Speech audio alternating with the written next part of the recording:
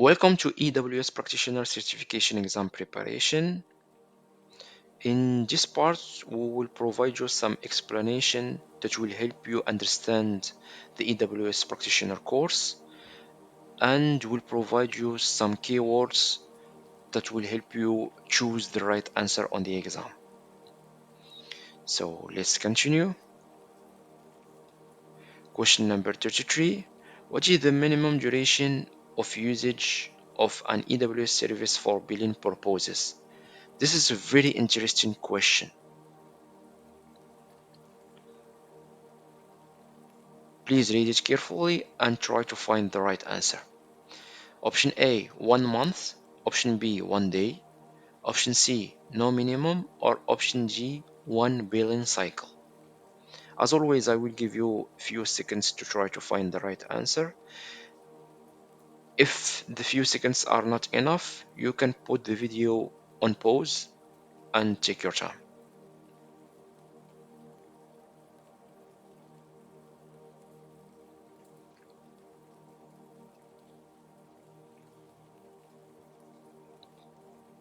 What is the minimum duration of usage of an AWS service? There is some AWS services that we can use for 3 months. There is others that we can use for 3 weeks, 3 days, 3 hours, or maybe 1 day, 1 minute, 3 minutes. One of the benefits of AWS and cloud computing is pay as you go pricing. So you pay what you consume. So there is no minimum of duration. Option C is the right answer for this question.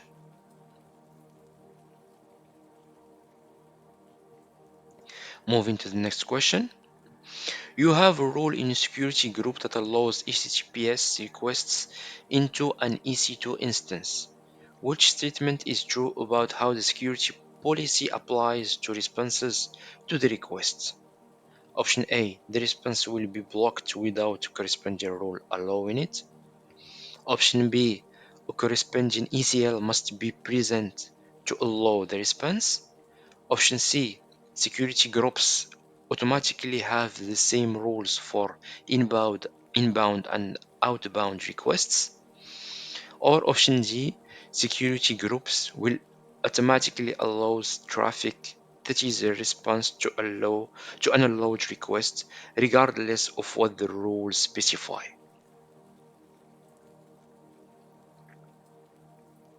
Please pay attention to this question.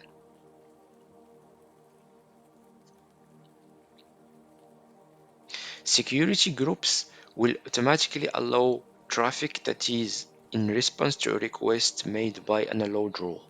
For example, if an inbound request is allowed to be made, the corresponding reply is allowed to be made as well, regardless of what the outbound rule specifically allow. So the right answer there is option G.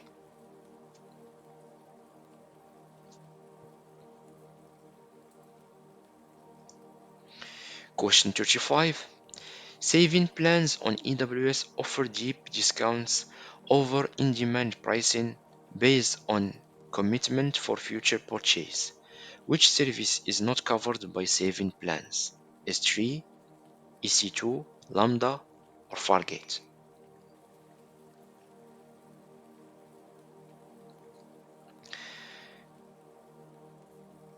You should choose S3 because saving plans cover services under compute resources, which include EC2, Fargate, and Lambda, but doesn't cover storage services such as S3.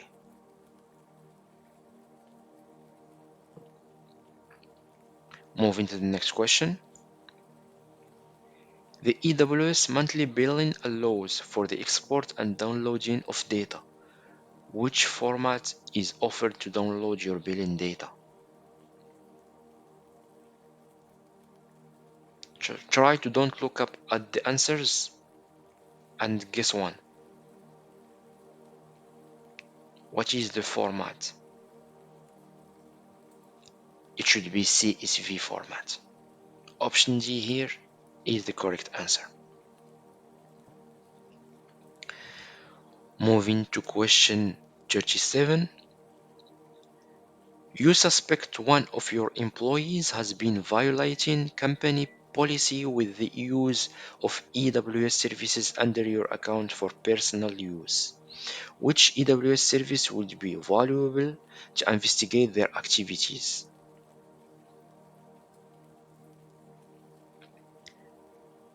What we need for investigating, we need logs. And how we can find logs?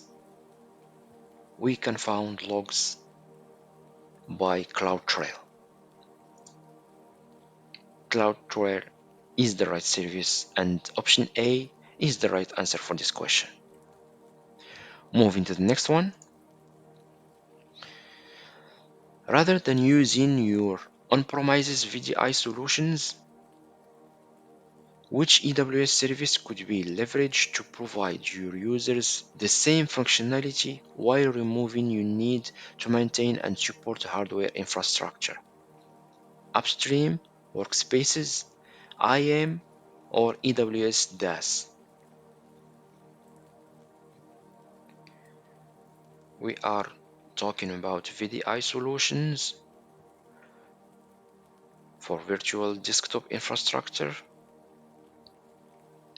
and workspaces enables them to offer the same solutions to their users without the need to actually purchase and maintain the hardware required for VDI infrastructure.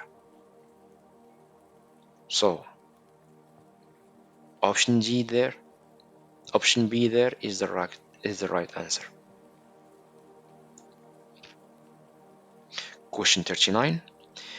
The AWS Marketplace offer images from vendors that are full packages for their products that can be deployed within AWS. Costs for marketplace offering have two components. What of the following are the price components?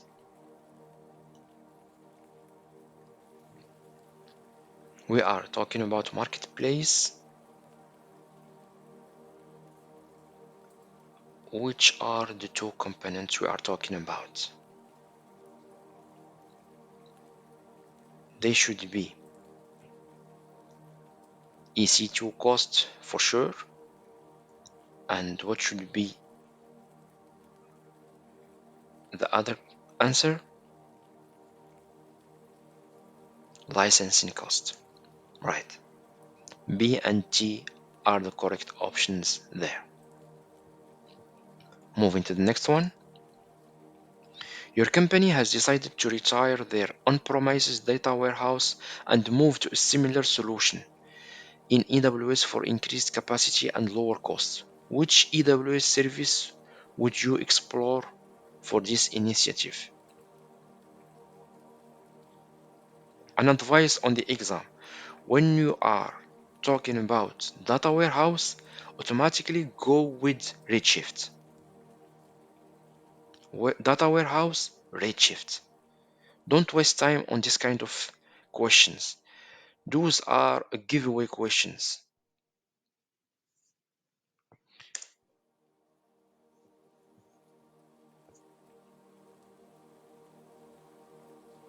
Redshift is a data warehouse solution, of course. Question 41. Which type of service offering pushes the responsibility for configuration and operations to AWS and leaves the customer only responsible for loading their data? Unmanaged, regulated, managed, or offloaded? I will remove option B and option D. Can you choose between option A and option C? Yes, managed are the correct answer there. So option C is correct. Managed resources are those where the cloud provider is responsible for the installation, patching, maintenance, and security of a resource. Moving to the next one. This is an important question. You should learn it by heart. Security groups and access control lists are two means of applying security roles within AWS. Which of the following statement is true? You should learn it by heart. Security groups apply to instances and ECL apply to subnets. I will repeat it for you. Security groups apply to instances and ECL applies to subnets. Hope it's clear for you. Moving to the next one. Under the AWS shared responsibility model and IaaS implementation, which of the following areas of responsibility reside with the customer? Application code, operating system, storage, or networking? You have to choose two options. I don't think storage and networking are the right answers because we are talking not only about AWS shared responsibility model, but we are talking about AWS shared responsibility and IaaS implementation. So application code and operating system are the right answers. Moving to the next one. It's a very important question. The use of multi-factor authentication is imperative to protect accounts with administrative access, especially the root user for your AWS account, along with passwords. Which of the following could be used to fulfill multi-factor requirements? Application code, question answer challenge, one-time use code, or date of birth?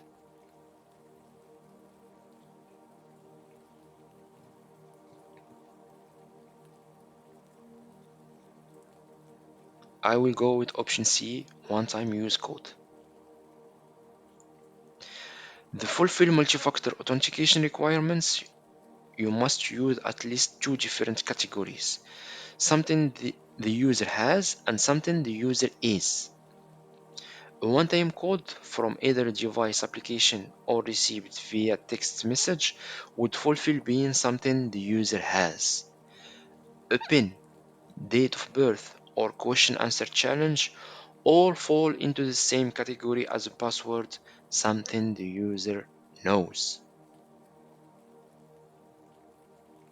Hope it's clear. Moving to the next one. Which AWS support plan is lowest level that gives 24/7 access to support? Free, business, enterprise, or developer? We are talking about lowest level. It's business. The business support plan is designed for tools running production workloads within AWS and is the lowest plan and offer 24/7 access to AWS support services. Moving to the next one, the Trust Advisor can flag AWS services that you have provisioned but are inactive or being used below the level for which they are configured. Which area of Trusted Advisor would you explore to find these reports? Performance, service limits, cost optimization, or security? We are not talking about security there. We are not talking about performance or service limits. It's related to cost optimization. This enables users to eliminate resources that are incurring billing and wasting money. Question 47. Which concept of cloud computing refers to the ability of a system to easily move between different cloud providers? This is a giveaway question because portability refers to the ability of moving a system easily and seamlessly between cloud providers. So option B there is the right answer. Question 48. Which AWS storage service is used by EC2 instances for high throughput data operations? S3, AWS Storage Gateway, EBS, AWS Snow.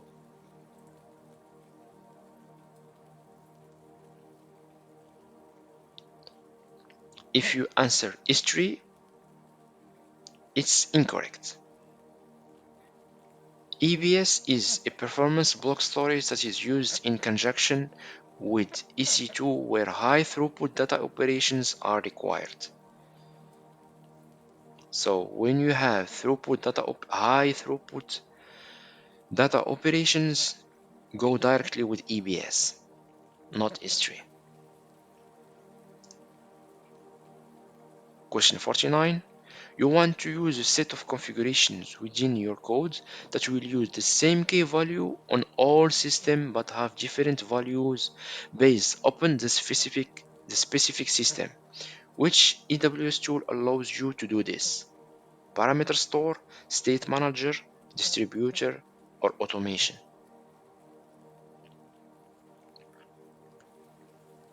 The correct answer there is option A, parameter store. A main benefit of the parameter store is the ability to use the same key but contain different values for systems. For example, you could have a host name for a database or API call that gets a different value for a system that are flagged as development, test, or production, but allows your code to remain the same throughout. Hope it's clear. Last question for this video. AWS incorporates a variety of robust security services to counter common types of web attacks. Which type of attack is the AWS Shield service designed to protect against? Please don't look up the answers. We are talking here what are the keywords. Keywords here are attack, which type of attack is AWS Shield. We are talking about AWS Shield. When we are talking about AWS Shield, automatically think about distributed denial of service. Distributed denial of service. When you have distributed denial of service, think about AWS Shield. When you have AWS Shield, think about distributed denial of service. Option G is the right answer for this question. So that's all for this video. Hope you enjoy the content and found it useful. Please like and subscribe, and thanks for watching.